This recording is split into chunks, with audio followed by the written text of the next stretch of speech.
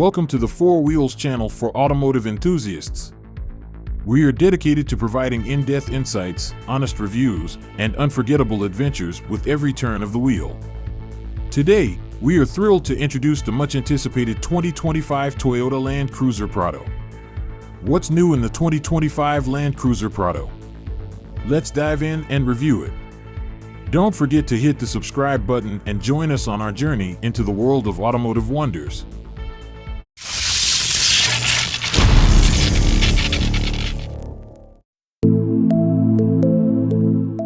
Toyota Australia has revealed additional specifications for the Prado ahead of the order openings later this month.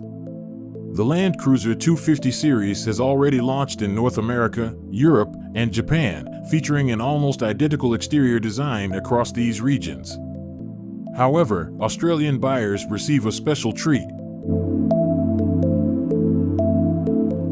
The model sports a larger grille adorned with vertical slats, a glossy finish, and the traditional Toyota logo replacing the Toyota lettering, setting it apart from the rest of the range.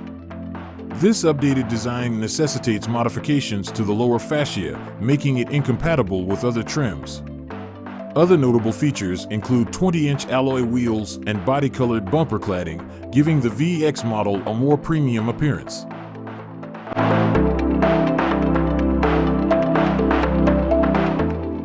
Toyota hasn't explained why they chose this unique grille option for Australia, but we suspect it's linked to the popularity of the previous Land Cruiser Prado, as both models share similar design elements. Interestingly, the retro-inspired round headlights are absent in Australia, with all Australian Prados featuring slimmer rectangular LED units. All Prado models come equipped with crawl control, hill descent assist control, selectable low-range gearing, and a lockable torsion center differential. The VX and above also include a 6-mode multi-terrain select function.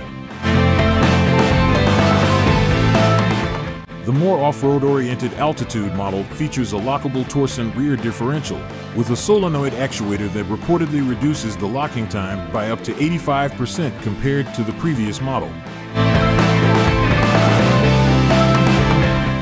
The new 2025 Toyota Land Cruiser Prado 250 series will be priced up to $12,500 more than the outgoing model when it goes on sale in late 2024.